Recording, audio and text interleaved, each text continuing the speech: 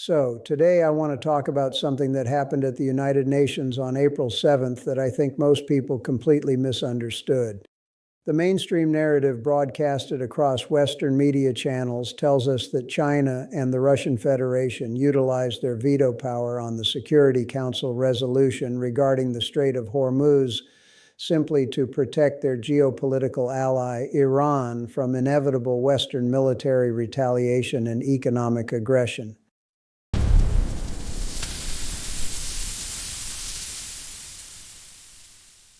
They want you to believe that this was merely a standard diplomatic rubber stamp, a highly predictable and routine defense mechanism designed to shield a rogue state from the consequences of violating the rules-based order that is desperately trying to enforce a maritime blockade for the sake of global security. But what if I told you that this geopolitical maneuver was not actually a defense of the Iranian regime at all? What if I told you that this decision was in fact a strategically brilliant, deeply calculated, and historically unprecedented masterstroke specifically designed to rapidly accelerate the terminal decline of American global dominance and fundamentally shatter the foundational architecture of the petrodollar system that has ruled the world for half a century? I want you to ask yourself a deeply paradoxical question right now. If the Chinese economy relies so heavily on the Middle East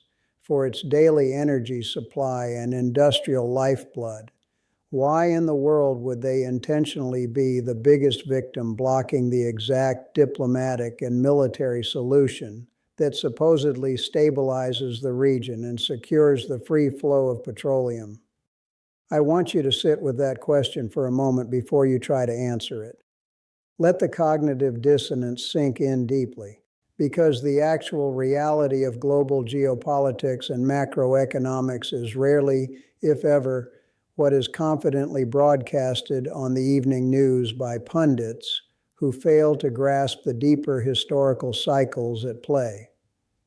To truly understand the profound magnitude of this diplomatic event, we have to look far past the surface-level fear, the inflammatory political rhetoric, and the threatening posture of the United States military fleets patrolling the Persian Gulf. We must examine this entire situation through a rigorous macroeconomic and historical lens, very similar to how Ray Dalio analyzes the continuously changing world order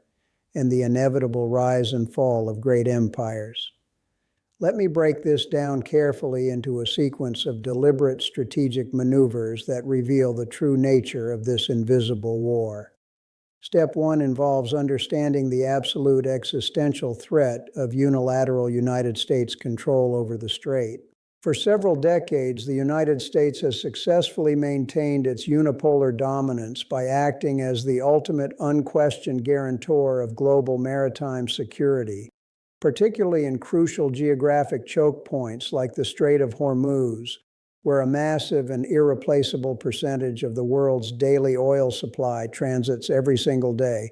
By attempting to aggressively push forward a United Nations resolution that would have essentially granted a Western-led military coalition the unquestioned legal authority to police, intercept, inspect, and potentially blockade all maritime traffic in the name of restoring regional security, the United States was effectively trying to legalize and institutionalize a permanent, unassailable chokehold on the entire global energy supply chain. The leadership in Beijing recognizes with absolute clarity that if the American empire is allowed to unilaterally dictate who gets to transport oil, who gets to purchase natural gas, and who gets economically strangled by secondary sanctions under the convenient guise of an international peacekeeping mandate, then China's own economic throat is perpetually held in the hostile hands of its greatest strategic rival. They understand better than anyone that the Malacca dilemma is already a massive, glaring vulnerability for their domestic security,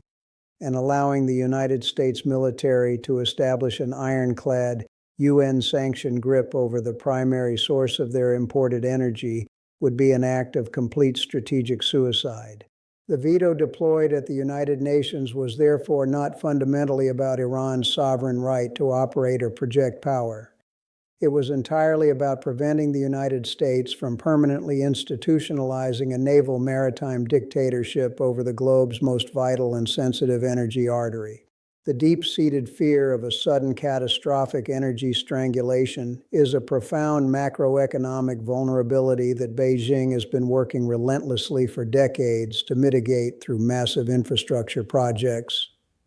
By decisively blocking this Western resolution, China effectively demonstrated to the entire world that they will absolutely no longer allow the United States government to use the United Nations Security Council as a convenient rubber stamp to legitimize aggressive military posturing that disproportionately threatens the economic security and domestic stability of developing nations across the globe. This maneuver is not just about the price of a barrel of oil. It is fundamentally about national sovereignty and the inalienable right of sovereign nations to conduct international trade without the constant looming threat of American gunboats enforcing an arbitrary, hypocritical, rules-based order that only ever seems to apply when it directly benefits Western financial and hegemonic interests.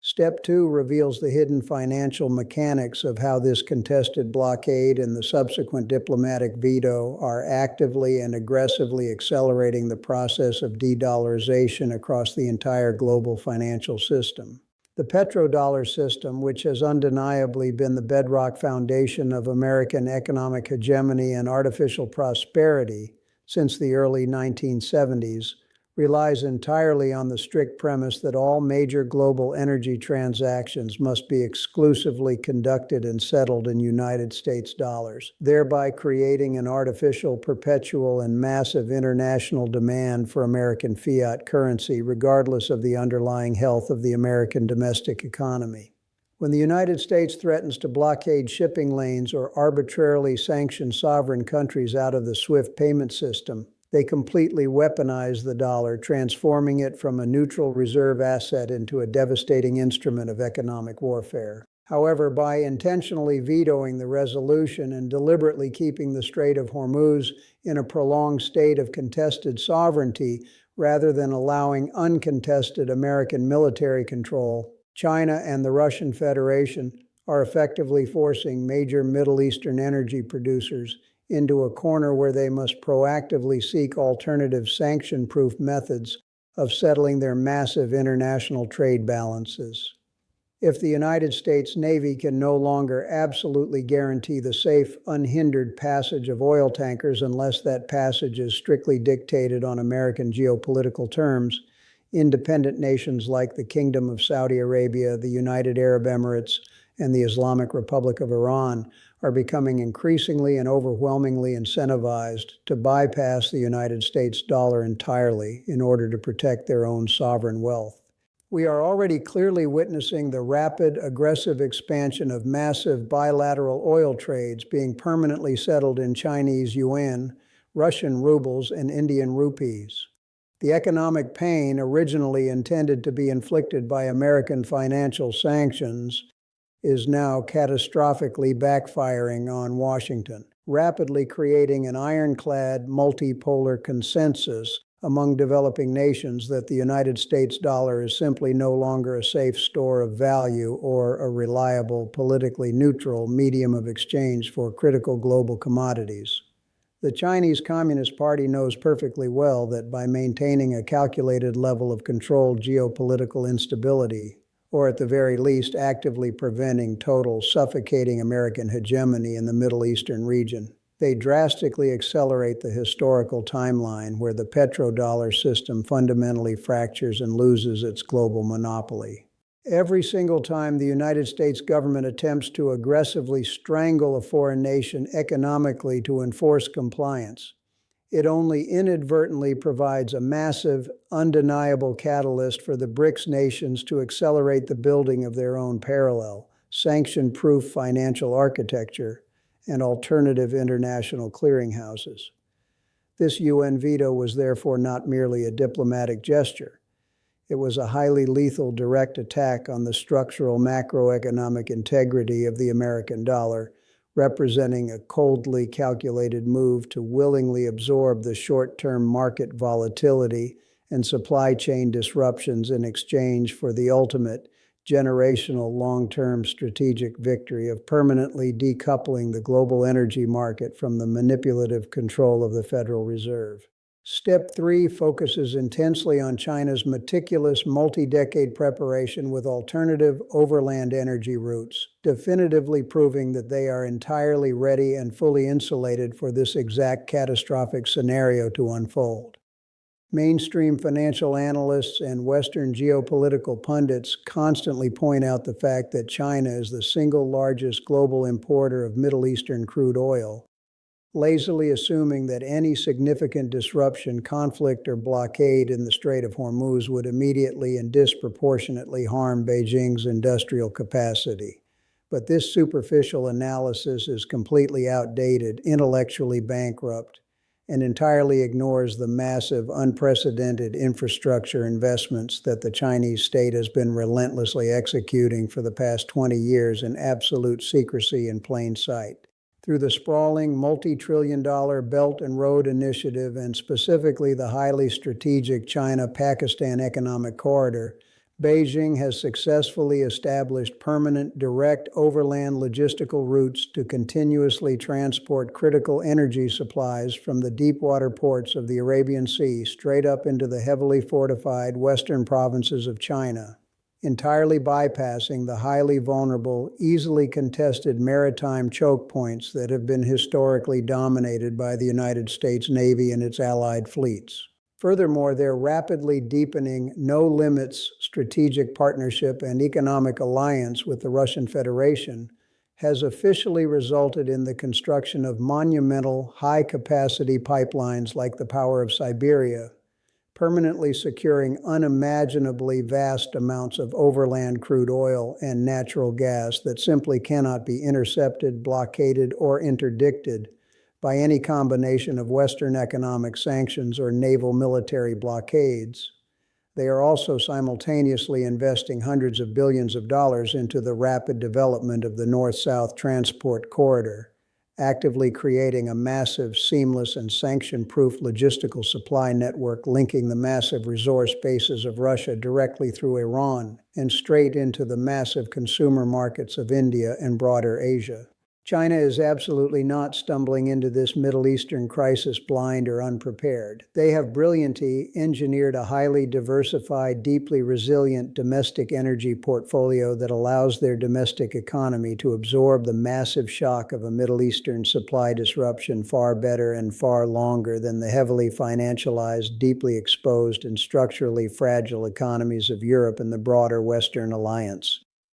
When the Chinese delegation vetoed the resolution on the floor of the United Nations, they were operating from a position of profound, historically unprecedented strategic depth and absolute confidence. They knew exactly that while a sudden massive spike in global oil prices would undoubtedly cause temporary financial pain and logistical headaches, their heavily subsidized overland supply chains would absolutely keep their massive industrial and manufacturing base fully functioning, while the resulting catastrophic wave of energy-driven inflation would completely and absolutely devastate Western consumer economies that are already deeply struggling with massive unpayable sovereign debt burdens and highly fragile, over-optimized, just-in-time global supply lines. They have effectively and ruthlessly insulated themselves from the very crisis they are actively allowing to unfold on the world stage, brilliantly turning a supposed glaring domestic vulnerability into a devastatingly effective asymmetric geopolitical weapon deployed directly against the decaying unipolar order.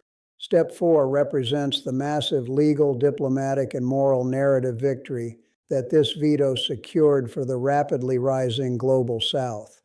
For many consecutive years, the United States has heavily relied on the abstract, highly subjective concept of a so-called rules-based order to unilaterally justify its endless military interventions, regime change operations, and economic warfare. But to the vast majority of the rest of the world, this supposedly righteous order often looks exactly like glaring, unapologetic hypocrisy and modern imperialism. By decisively stepping in and boldly vetoing a Security Council resolution, that would have undoubtedly authorized massive Western military escalation and potential bombing campaigns in a sovereign region, China and the Russian Federation masterfully positioned themselves on the global stage as the true, unwavering defenders of international law, the United Nations Charter, and absolute state sovereignty. They successfully and permanently framed the United States not as the benevolent global policeman maintaining peace, but rather as an aggressive, dying imperialistic force desperately seeking to bomb, sanction, and bully its way into continuously controlling the natural resources and political destinies of independent developing nations. This powerful, undeniable narrative resonates deeply and emotionally across the vast populations of Africa, Latin America, and Southeast Asia, where the brutal historical memory of Western colonialism and economic exploitation is still intensely painful and fresh in the collective consciousness. China is brilliantly and systematically using the United Nations not merely as a stale diplomatic forum for debate, but as a massive, highly visible global theater to ruthlessly expose the endless contradictions, double standards, and aggressive tendencies of American foreign policy to a watching world. They are clearly demonstrating to the entire global South that there is finally a powerful, viable, and technologically advanced alternative to American economic and military dominance. Presenting a unified multipolar coalition that possesses both the political will and the economic power to actually stand up and successfully block Western attempts to unilaterally enforce global dictates. This massive narrative victory is absolutely crucial to their long-term strategy because it rapidly builds the immense political capital and diplomatic goodwill necessary to convince dozens of other strategically important nations to officially join alternative international initiatives like the expanded BRICS economic bloc and the highly influential Shanghai Cooperation Organization. When the leaders of developing nations clearly see China willingly absorbing the intense diplomatic friction and media backlash required to protect a non-Western nation from an impending American military intervention, it instantly builds a massive, unbreakable reservoir of deep geopolitical trust. It definitively proves to the international community that the historical era of uncontested unipolar Western hegemony is permanently over, and that a brand new, highly equitable architecture of global governance is currently being built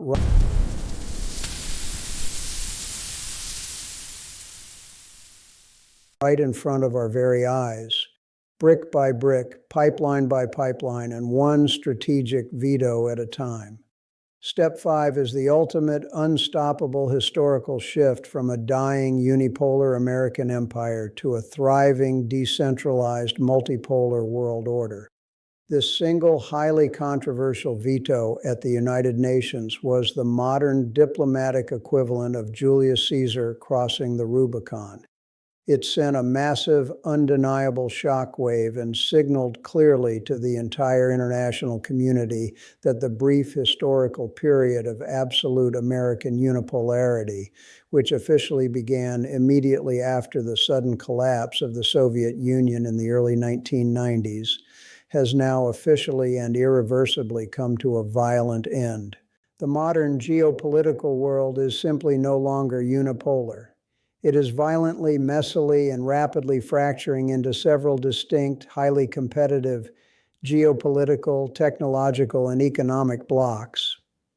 The strategic leadership in China recognizes with crystal clarity that the monumental historical transition to a multipolar world simply cannot happen peacefully or smoothly as long as the reigning, declining hegemon stubbornly refuses to voluntarily cede its disproportionate global power and financial privileges. Therefore, they realize they must aggressively utilize every single asymmetrical tool at their disposal, specifically including their immense economic leverage and their crucial veto power at the United Nations to systematically, piece by piece, dismantle the entrenched mechanisms of American international control and financial dominance. By intentionally denying the United States military the necessary legal international cover to operate freely and aggressively in the Middle East without facing massive diplomatic condemnation, China is intentionally forcing the American empire to massively overextend itself, both militarily and financially. The United States government must now face an impossible lose-lose dilemma. They must choose between completely abandoning their aggressive strategic posture and humiliatingly retreating from the region, or actively choosing to act unilaterally entirely outside the established bounds of international law, an action which only serves to further isolate them diplomatically from their allies and rapidly accelerates the complete moral and institutional decline of their fading global empire. This incredible dynamic is the absolute pure essence of a classic Ray Dalio macro-historical debt and empire cycle playing out in spectacular real time on the global stage. The rising, highly productive power is continuously and methodically testing the absolute limits of the heavily indebted declining power, actively finding its hidden structural vulnerabilities and ruthlessly exploiting them with absolute surgical precision.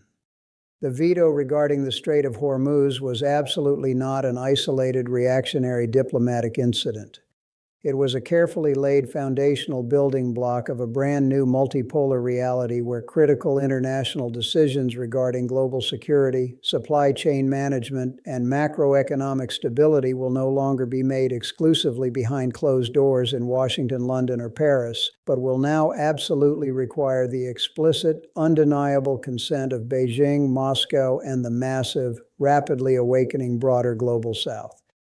Now, let me tie all of this incredibly complex geopolitical theory together with a fascinating venture capitalist thought experiment that will completely change how you view this conflict. I want you to imagine for a moment that you are analyzing this massive global conflict not as an emotionally invested politician or a biased media pundit, but strictly as a ruthless, highly analytical venture capital investor tasked with evaluating a highly complex, incredibly high-stakes global portfolio across four very distinct critical dimensions of power: military, economic, political, and narrative. In the military dimension, it is undeniable that the United States still possesses overwhelming, massive conventional military superiority and naval tonnage. But China is brilliantly utilizing the absolute masterclass of asymmetric warfare, effectively leveraging regional proxy forces, cheap technology, and massive diplomatic roadblocks to completely neutralize multi-billion-dollar American naval advantages without ever having to fire a single shot themselves, ultimately forcing the United States military to continuously burn through billions of dollars of highly expensive, difficult-to-replace interceptor missiles just to shoot down incredibly cheap, mass-produced drones, all while the massive Chinese naval fleet remains entirely pristine, untested, and safely harbored.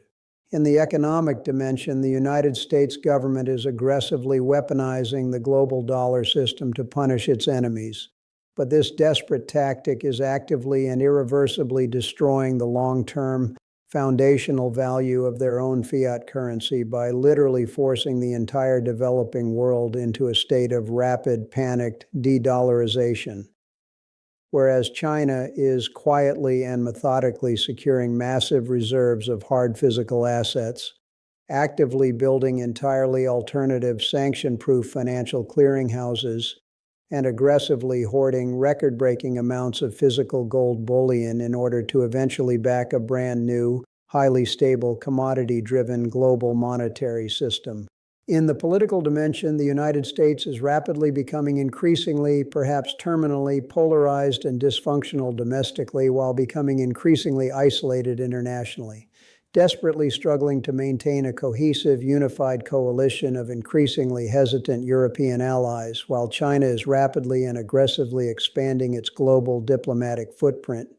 shockingly brokering massive historic peace deals between ancient, bitter regional rivals like the Kingdom of Saudi Arabia and the Islamic Republic of Iran, and masterfully positioning itself as the calm, rational, and indispensable diplomatic mediator of the new multipolar world. Finally, in the crucial narrative dimension, the United States stubbornly continues to loudly preach the supposed moral virtues of an archaic rules-based order that is increasingly and overwhelmingly viewed by the global majority as a highly hypocritical, entirely self-serving facade designed to protect Western neocolonialism, while China is successfully and brilliantly marketing itself as the true benevolent champion of the global South, an incredibly wealthy, technologically advanced partner offering massive infrastructure development, technological transfer, and lucrative trade deals entirely without the suffocating ideological conditions or moral lectures constantly demanded by Washington. When you honestly evaluate this massive global conflict across these four specific dimensions without any emotional bias, the ultimate conclusion becomes inescapably, terrifyingly clear. China is flawlessly executing a strategically brilliant, highly sophisticated, multidimensional master plan. They are absolutely not merely reacting to chaotic global events as they randomly occur. They are actively, intentionally shaping the entire geopolitical environment to intentionally maximize American military and financial overextension in order to dramatically accelerate the inevitable mathematical collapse of the unipolar fiat system. They are definitively and quietly winning the massive global war of attrition across every single fundamental metric that actually matters in the long run.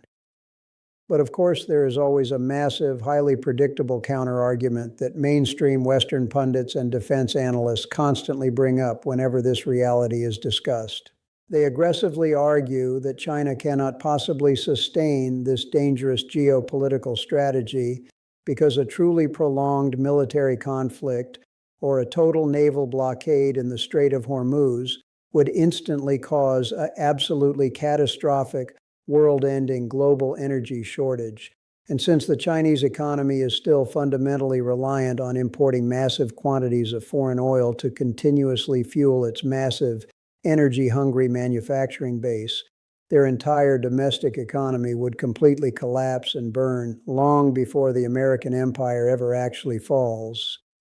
They loudly claim that China is foolishly playing with fire and will inevitably burn itself to the ground.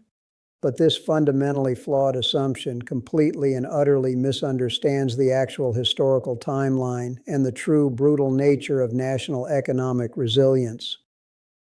You have to ask yourself one simple, brutal question: who runs out of time first? Yes, without a doubt, China would absolutely experience significant, severe economic pain, massive industrial slowdowns, painful supply chain disruptions, and highly severe domestic energy rationing. But you must remember that China operates under a highly centralized, incredibly powerful authoritarian system that is completely capable of enforcing draconian society-wide resource management, willingly absorbing massive amounts of domestic economic suffering, and ruthlessly suppressing any potential civil unrest in order to achieve its ultimate generational long-term strategic objectives. The United States, on the other hand, is a deeply fractured, heavily divided, hyper-financialized, debt-addicted consumer economy that relies entirely on the perpetual fragile illusion of infinite economic growth, constantly rising stock markets, and endlessly cheap credit just to survive another election cycle. If the global energy markets were to suddenly collapse and domestic inflation were to spike to 15 or 20%, due to a massive oil shock, the American political system would literally tear itself apart at the seams. The highly fragile sovereign bond market would instantly implode. The mathematical cost of simply servicing the $34 trillion national debt would become physically impossible, and the resulting massive domestic chaos, political violence, and economic depression would completely paralyze Washington's ability to project any meaningful military power abroad. America simply does not have the cultural pain tolerance, the deep social cohesion, or the political unity required to survive a sustained multi-year global economic depression triggered by a massive Middle Eastern energy crisis. China knows this undeniable fact. They know with absolute certainty that in a massive, high-stakes global game of geopolitical chicken, The deeply divided American system will always crack and fold first. They have spent decades quietly building the massive financial reserves, the indestructible overland energy routes, and the terrifying social control mechanisms necessary to weather the coming global storm just long enough to sit back and watch the arrogant unipolar order violently shatter under its own massive, unsupportable weight. This is exactly why the veto at the United Nations was not a diplomatic mistake, but rather the smartest, most ruthless, and most highly calculated move of the entire war. I want you to think about this carefully, question it, push back on it. The goal is never to tell you what to think. The goal is to give you a framework so you can think.